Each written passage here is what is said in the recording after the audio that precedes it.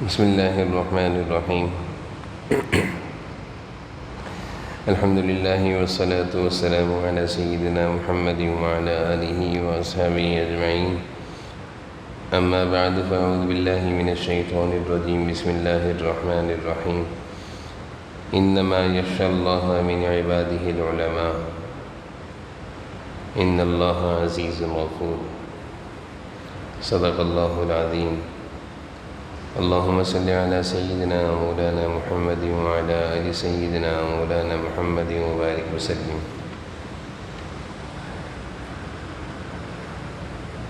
حکیم الامت حضرت تھانوی رحمۃ اللہ علیہ کے مواعظ میں سے ہفتے کے دن پڑھ کر سنایا جاتا ہے۔ اس واعظ کے شروع میں جناب نبی کریم صلی اللہ علیہ وسلم کی حالت کو اللہ تعالیٰ بیان فرما رہے ہیں۔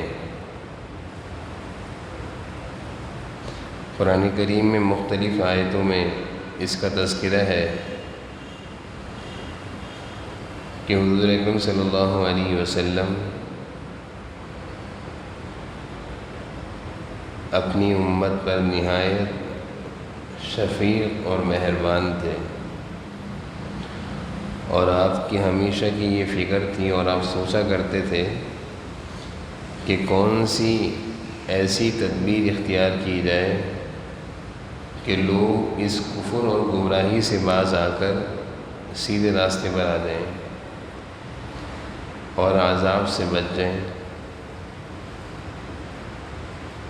قرآن کریم میں اللہ تعالیٰ نے آپ کی اس حالت کو مختلف جگہوں پر بیان فرمایا ہے۔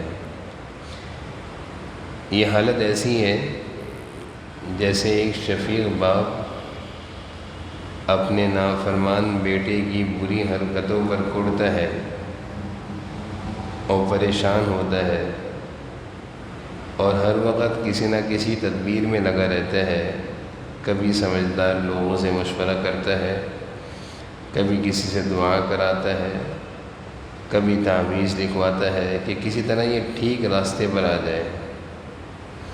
غرض اس کو بیٹے کی نافرمانیوں پر اس سے عداوت نہیں ہوتی، نفرت نہیں ہوتی، بلکہ رحم آتا ہے اور دل اٹھتا ہے۔ اسی طرح ہمارے نبی کریم صلی اللہ علیہ وسلم کی کافروں کی مخالفت سے حالت یہ تھی کہ آپ کو تمام عمر یہی غم رہا، اور یہاں تک نوبت پہنچائی کہ آپ غلبہ غم کی وجہ سے اللہ تعالیٰ نے آپ کو تسلی دی، اور خاص اس مضمون کی بار بار آیتیں نازل فرمائیں۔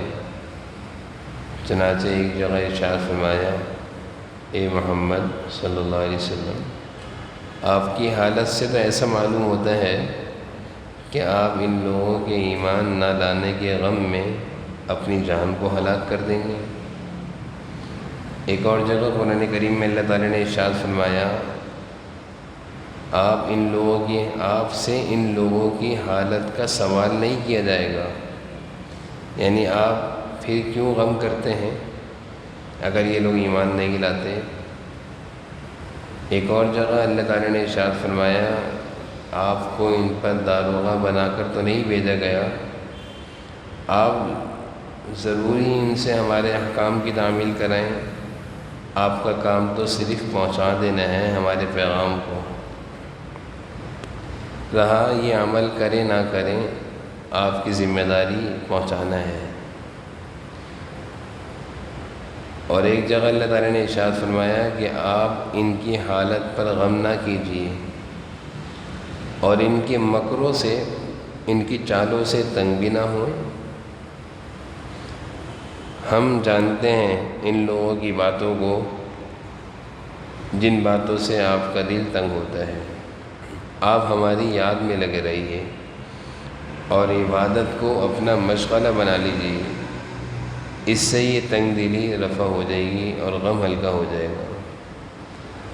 غرض بہت سی آیتوں سے یہ معلوم ہوتا ہے کہ آپ کو کافروں کی حالت پر بہت رنج اور غم تھا۔ حضرت اس واعظ میں یہ بیان فرما رہے ہیں کہ حضور صلی اللہ علیہ وسلم کی یہ شان تھی کہ کافروں کے ایمان نہ لانے پر آپ کو غم اور صدمہ ہوتا تھا، افسوس ہوتا تھا، اور آپ کی ہمیشہ رات دن کی یہ محنت تھی، کوشش تھی کہ یہ لوگ ایمان قبول کر لیں، اسلام قبول کر لیں، دائرہ اسلام میں داخل ہو جائیں، اسی فکر میں لگے رہتے تھے آپ۔ جیسے ایک باپ ہوتا ہے اور بیٹا نافرمان ہو، باپ کی سنتا نہ ہو، تو باپ بیٹے سے نفرت نہیں کرتا، کڑتا ہے، دلی طور پر کڑتا رہتا ہے کہ یہ کسی طرح میری بات مان جائے، سمجھ آ جائے اس کو میں کیا سمجھانا چاہ رہا ہوں۔ اور بچے کی تربیت کے لیے باپ دعا بھی کرتا ہے، لوگوں سے مشورہ بھی کرتا ہے، اور لوگوں سے کہتا ہے بھائی اس کو سمجھاؤ۔ اسی طرح حضور صلی اللہ علیہ وسلم اپنی امت کے لیے غمزدہ رہتے تھے، فکر مند رہتے تھے، اور آپ دن رات اسی فکر میں رہتے تھے کہ یہ کسی طرح سارے اسلام قبول کر لیں، ایمان اور اسلام میں داخل ہو جائیں، کفر سے توبہ کر لیں۔ یہ آپ کی شان تھی، اللہ تعالیٰ نے قرآن میں جگہ جگہ بیان فرمایا ہے۔ یہاں سے ایک بات تو یہ معلوم چلی کہ ہر ایمان والے کی یہ شان ہونی چاہیے کہ اس کو کسی نہ کسی درجے کا غم، صدمہ ہونا چاہیے اپنے گھر والوں کے بارے میں، اپنے متعلقین کے بارے میں، اپنے احباب دوستوں کے بارے میں، کہ یہ لوگ دین سے دور ہیں، یہ نماز نہیں پڑھتے، یہ اللہ کی نافرمانی میں مبتلا ہیں۔ صدمہ ہونا چاہیے، لیکن کسی کو حقیر نہیں سمجھنا چاہیے۔ ہوتا یہ ہے کہ ہم دوسروں کی فکر تو کرتے ہیں، لیکن اس فکر میں ہم دوسروں کو حقیر بھی سمجھتے ہیں کہ یہ تو نماز ہی نہیں پڑھتا، یہ بے نمازی ہے، یہ تو جہنم میں جائے گا، یہ تو بیکار ہے، یہ نماز ہی نہیں پڑھتا، میں اس سے بات ہی نہیں کرتا، میں اس کو اس قابل نہیں سمجھتا میں اس سے بات کروں۔ تو یہ جو حقارت ہے، کسی مسلمان کی دل میں حقارت لانا، اللہ تعالیٰ بسا اوقات اس حقارت کی وجہ سے انسان جو کام کر رہا ہوتا ہے اس سے اس کو بھی محروم کر دیتے ہیں۔ جیسے ہم نماز پڑھ رہے ہیں اور کسی کو جو نماز نہیں پڑھتا ہو، چاہے وہ ہمارا بھائی ہو، ہمارا ملازم ہو، ہمارا پڑوسی ہو، ہمارا دوست ہو، ہم نے اس کو کہا کہ یہ نماز نہیں پڑھتا، میں اس سے بات نہیں کرتا، تو بعض دفعہ ایسا ہوتا ہے کہ اللہ تعالیٰ جو نیک کام ہم کر رہے ہوتے ہیں اس سے ہمیں محروم کر دیتے ہیں۔ کس وجہ سے؟ حقیر اور کسی کو ذلیل سمجھنے کی وجہ سے۔ حضور صلی اللہ علیہ وسلم کسی کو حقیر نہیں بلکہ آپ نہایت شفقت اور مہربانی کی وجہ سے بے چین ہوتے تھے، کیونکہ آپ نے آخرت کے سارے مناظر دیکھے ہوئے تھے، جہنم کی آگ، جہنم کا عذاب، وہ ساری شکلیں اللہ تعالیٰ نے آپ کو معراج کی رات میں دکھا دی تھیں۔ تو حضور صلی اللہ علیہ وسلم، ایک آدمی جب سارے مناظر دیکھا ہوا ہو تو وہ دوسرے کو سمجھاتا ہے کہ دیکھو میں وہاں سے ہو کر آیا ہوں اور میں سب دیکھ کر آیا ہوں، تم نے نہیں دیکھا، میں چاہتا ہوں تم ان سے بچ جاؤ۔ تو حضور صلی اللہ علیہ وسلم نے کیونکہ سارے مناظر اللہ تعالیٰ نے آپ کو دکھا دیے تھے، تو آپ ان مناظر کو اچھی طریقے سے دیکھنے کی وجہ سے آپ چاہتے تھے کہ کوئی بھی انسان وہاں نہ جائے، جہنم میں نہ جائے، تو نہایت شفقت فرماتے ہوئے آپ سب کے لیے بہت زیادہ غمزدہ رہتے تھے۔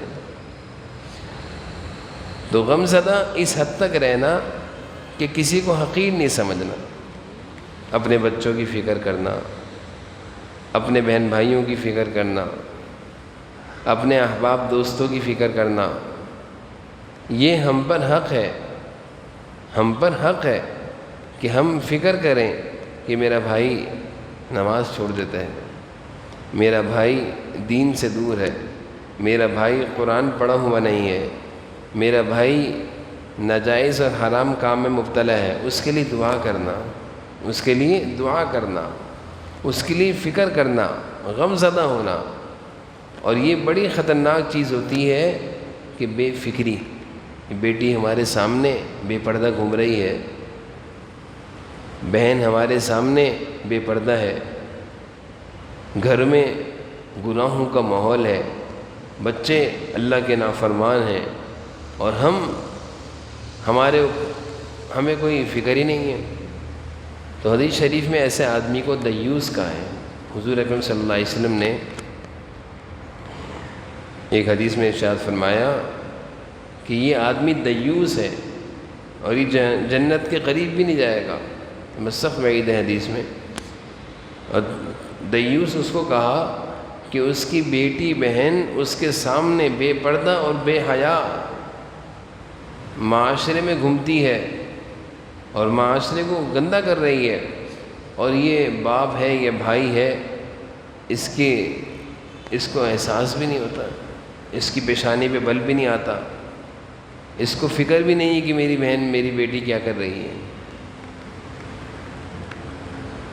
تو اس طرح کی بے فکری کی زندگی، میں تو نماز پڑھ رہا ہوں، میں تو تلاوت کرتا ہوں، میں تو یاسین شریف پڑھتا ہوں، شکر ادا کرنا چاہیے الحمدللہ اللہ نے ہمیں توفیق دی ہے، لیکن ہمارے ماتحتوں میں ہمارے بچے ہیں، ہماری بیوی ہے، ہمارے بہن بھائی ہیں، ہمارے ملازمین ہیں، ہمارے پڑوسی ہیں، ان کی بھی تو فکر کرنی ہے.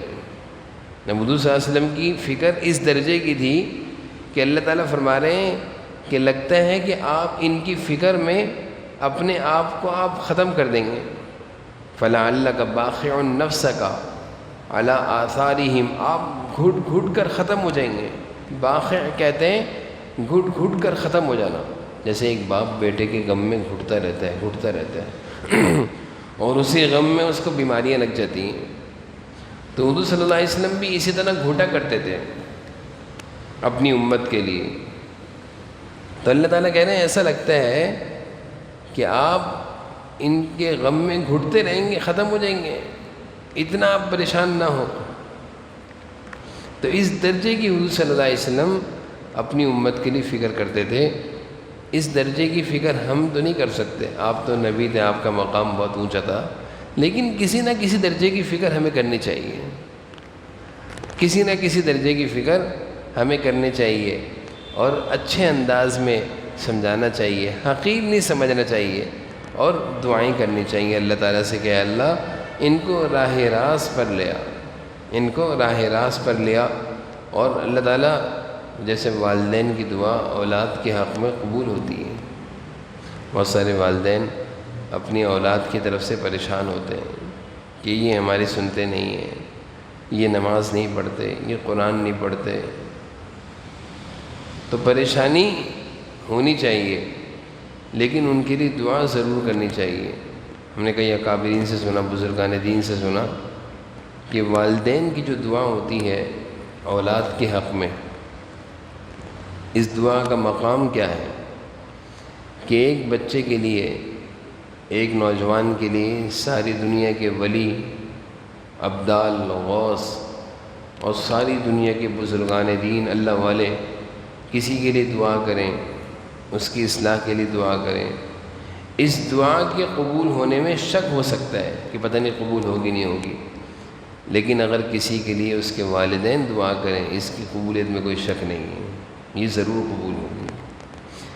والدین اگر کسی کے لیے دعا کرتے ہیں اس دعا کا قبول ہونا یقینی ہے، اور اگر کسی کے لیے ساری دنیا کے غوث، ابدال، قطب، ولی دعا کرتے ہیں اس کے قبول ہونے میں شک ہو سکتا ہے کہ پتہ نہیں قبول ہوگی نہیں ہوگی. یعنی والدین کی دعا کا اتنا مقام ہے اللہ کے ہاں کہ جب کوئی والد اپنی اولاد کے لیے کڑتا ہے، جیسے ہم کڑتے ہیں، بچہ اگر نوکری پر نہ جائے، بچہ اگر پڑھتا نہ ہو، پڑھنے کی عمر ہو اسکول نہ جائے، کام کاج کی عمر ہو سوتا رہے، کام کاروبار پہ نہ جائے، نوکری نہ کرے، کاروبار نہ کرے، ملازمت نہ کرے، تو والدین کڑتے ہیں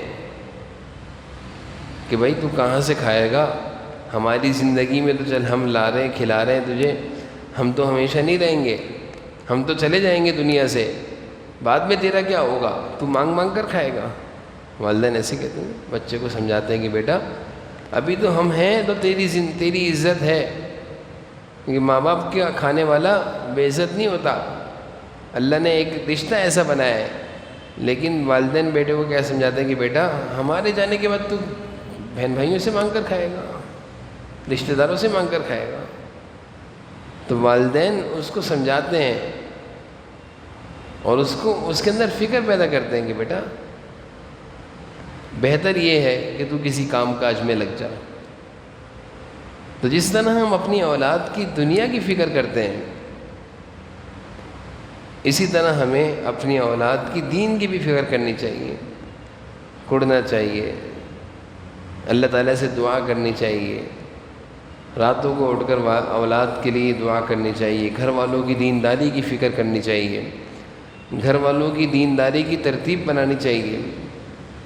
جس طرح ہم مسجد میں آ کر کچھ دینی بات سن لیتے ہیں لیکن عورتیں تو نہیں سن سکتی، ان کی فکر کرنا، ان کو دینی بات سنانا، ان کو دینی مجلس میں لے کر جانا، ان کو علماء صلحاء نیک لوگوں کے پاس ان کی باتیں سنانا، اس کی ہمیں فکر کرنی چاہیے۔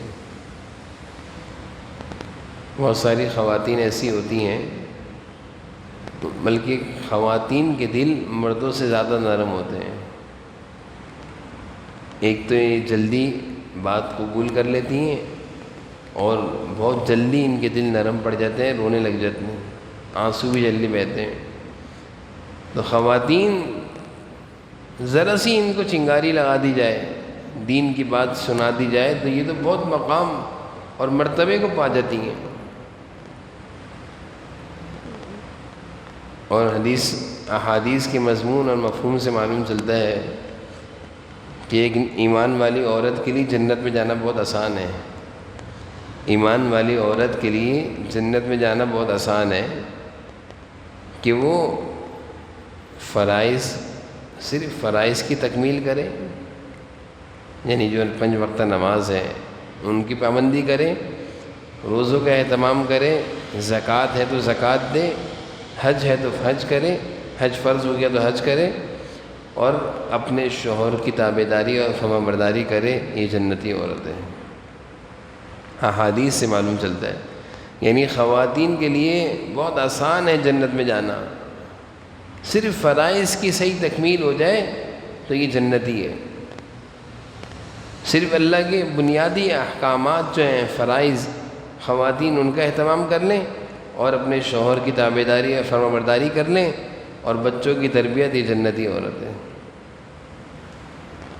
تو گھر والوں کی تربیت کی فکر یہ ہماری ذمہ داری ہے، اور اگر گھر میں تربیت کا ماحول ہو، گھر والوں کی تربیت کا ماحول ہو، گھر والوں کی تربیت کی فکر ہو تو یہ گھر بچوں کے لیے بہترین پرورش گاہ ہوتا ہے، بہترین پرورش گاہ ہوتا ہے۔ جس گھر میں گھر کی خواتین بھی مرد بھی دیندار ہوں، دین کی فکر کرنے والے ہوں، تو یہاں پلنے والے بچے دیندار ہوتے ہیں، سمجھدار ہوتے ہیں، خوف خدا رکھنے والے ہوتے ہیں، دین کی سمجھ ہوتی ہے، اللہ کی نافرمانیوں سے بچنے والے ہوتے ہیں۔ نہیں تو آج کل کے نوجوانوں کا حال تو عجیب ہے، آج کل کے نوجوانوں کا حال تو عجیب ہے، بیچاروں کی صحیح رخ اور صحیح تربیت نہ ملنے کی وجہ سے بہت دین سے دور ہیں۔ نوجوانوں کو اگر بچپن سے ہی نماز کی فکر پیدا کر دی جائے اور کہہ دیا جائے کہ بیٹا نماز نہیں چھوڑنا، تو یہ نوجوان جب بڑے ہوں گے، بوڑھے ہوں گے، تو ان کے ذمے کوئی نماز نہیں ہوگی۔ آج کل کتنے ایسے بوڑھے ہوتے ہیں ضعفاء، کہتے ہیں کہ ہم نے جوانی میں نماز نہیں پڑھی، اتنی نمازیں، اتنے سالوں کی نمازیں ہمارے اوپر قضا ہیں، ہم کیا کریں، فدیہ کیسے دیں؟ کتنے نوجوان ایسے ہوتے ہیں جو کہتے ہیں ہمیں 20 سال تک 25 سال تک یہی نہیں پتہ تھا غسل کیسے فرض ہوتا ہے، فرض غسل کیسے کرتے ہیں، تو ان کی 20 سال تک کی عمر کی نمازیں بالغ ہونے کے بعد وہ ساری نمازیں خراب. والدین کی ذمہ داری تھی. اور کتنے ایسے نوجوان سے ملے. ایک نوجوان زیادہ عمر نہیں تھی، غالباً 25 سال عمر تھی، تو وہ کہنے لگے، مجھے بتانے لگے کہ میرے ذمے ایک نماز بھی نہیں، ایک روزہ بھی نہیں ہے. اتنی حیرانگی ہوئی کہ صاحب ترتیب تھا وہ نوجوان، صاحب ترتیب تھا. کہہ رہے بچپن سے جب سے میں نے ہوش سنبھالا، ابا اماں کی تربیت تھی، نماز نہیں چھوڑی، روزہ نہیں چھوڑا. اب الحمدللہ میرے ذمے ایک نماز بھی نہیں. جب یہ 25 سال کا نوجوان 50 سال کا ہوگا تو کتنا خوش نصیب ہوگا کہ میرے کندھوں پر کوئی نماز نہیں ہے، میرے کندھوں پر کوئی روزہ نہیں ہے. نہیں تو آج اگر ہم ذرا سی نماز کی بات کرتے ہیں تو کتنے سارے لوگ آتے ہیں رمضان کے موقع پر. رمضان میں جب فطرہ نکالا جاتا ہے تو اس وقت روزے کے فدیے دیے جاتے ہیں، تو اس وقت لوگ نمازوں کے فدیے بھی دیتے ہیں. کتنے سارے لوگ آتے ہیں جو کہتے ہیں مجھے پتہ ہی نہیں میری کتنی نمازیں چھوٹی ہوئی ہیں. وجہ اس کی یہ ہے کہ نوجوانی جب یہ جوانی کے راستے پر چلے تھے، اسی وقت اگر والدین ان کی نمازوں کی فکر کرتے، محبت سے شفقت سے سمجھاتے، تو یہی اولاد جب بڑی ہوتی تو اپنے والدین کو دعا دیتی کہ والدین کی تربیت کی برکت سے ہماری کوئی نماز ہمارے اوپر نہیں ہے. اس لیے 2-3 کام کر لینے چاہیے اپنی اولاد کے لیے. ایک تو اللہ تعالیٰ سے دعا کرنی چاہیے کہ جیسے جوان ہوں اور اللہ نے استطاعت دی ہو تو اپنے ساتھ حج کرا دینا چاہیے. حج کا فریضہ اپنے بچوں کو جوانی میں کرانا، کیونکہ حج جوانی کا ہے.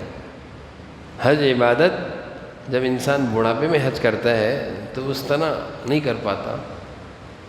تو ایک تو یہ کرنا چاہیے کہ اپنی اولاد نیت کرنی چاہیے اللہ تعالیٰ سے کہ میں اپنے بچوں کو انشاءاللہ جوانی میں حج کرا دوں گا.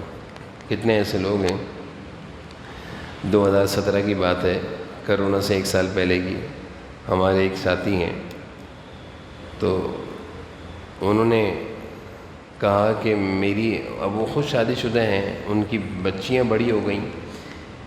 کہہ رہے ہیں آج میری ساری بہنیں الحمدللہ بچوں والی ہیں اور ہم ساری بہنوں کے رشتے بہت اچھے ہوئے. تو یہ کیسے اچھے ہوئے؟ کہا کہ جیسے ہی میری بہنیں بالغ ہوئی تھیں تو ابا نے سب سے پہلے کام یہ کیا تھا کہ سب بہنوں کو حج کرا دیا تھا اپنے خرچے پہ. آج کل تو یہ ہوتا ہے نا، بیٹی کو کہتے ہیں تو اپنے شوہر سے حج کریو. یہ کہاں لکھا ہوا ہے؟ کس کتاب میں لکھا ہوا ہے؟ سعادت تو یہ ہے کہ بیٹی کو اپنے ہاتھ سے حج کرائیں. تو وہ صاحب کہنے لگے کہ میری بہنیں ساری کی ساری آج بچوں والی ہیں، بچے بھی بڑے بڑے ہو گئے، جوان ہو گئے، اور سب بہنوں کے رشتے الحمدللہ بہت اچھی جگہوں پر ہوئے. کیوں ہوئے؟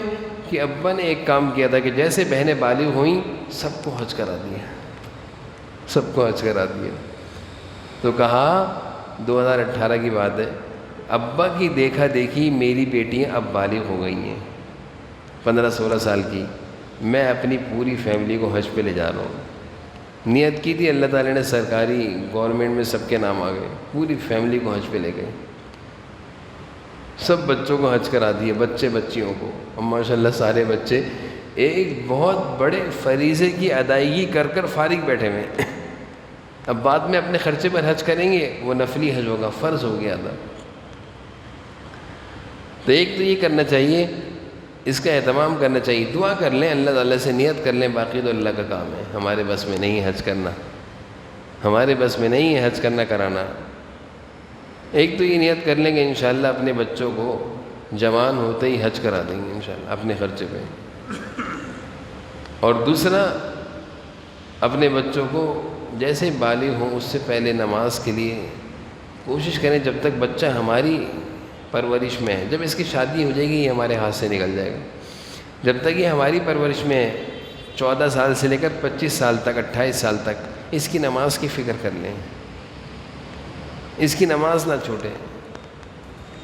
نماز جیسے ہم دنیا کی تعلیم کی فکر کرتے ہیں، اس کی نماز کی فکر کریں. بیٹا نماز نہیں چھوڑنا، بیٹا نماز نہیں چھوڑنا، نماز نہیں چھوڑنا. نماز چھوڑ گئی بیٹا قضا کر لو، جلدی پڑھ لو، جلدی پڑھ لو. اور دوسرا، بچے کی تیسری چیز، بچے کو قرآن سے جوڑ دیں. قرآن سے 3 کام کر لیں، انشاءاللہ ثم انشاءاللہ ہماری نسلیں مزے کریں گی، ہماری اولادیں مزے کریں گی. اللہ تعالیٰ ان کے نصیب اچھے کر دیں گے ان کاموں کی برکت سے. حج نماز اور تلاوت۔ اب زکوٰۃ کسی کسی پر فرض ہوگی، دے دیں گے یہ لوگ۔ تو یہ مضمون اس طرح چل رہا ہے کہ اپنے ماتحت، اپنی اولاد، اپنے ملازمین، اپنے گھر والوں کی فکر کرنا یہ بڑوں کی ذمہ داری ہے۔ اس فکر میں یہ عرض کر رہا ہوں کہ 3 باتوں کا اہتمام کر لیں، نیت کر لیں، ان کی نماز کی فکر، ان کے قرآن کی تلاوت کی فکر، اور ان کی حج جیسے عظیم عبادت کی فکر۔ اللہ تعالیٰ نے، ہم اللہ تعالیٰ کے فرائض پورا کرنے کی فکر کریں گے، اللہ تعالیٰ ان کی دنیا اچھی کر دیں گے، ان کے نصیب اچھے کر دیں گے، ان کی روزی روزگار کے معاملات اللہ تعالیٰ حل کر دیں گے ان 3 کاموں کی برکت سے۔ اللہ تعالیٰ ہم سب کو جو کچھ کہا سنا اس پر عمل کی توفیق نصیب فرمائے۔ وآخر دعوانا الحمدللہ۔ ذکر کر لیتے ہیں۔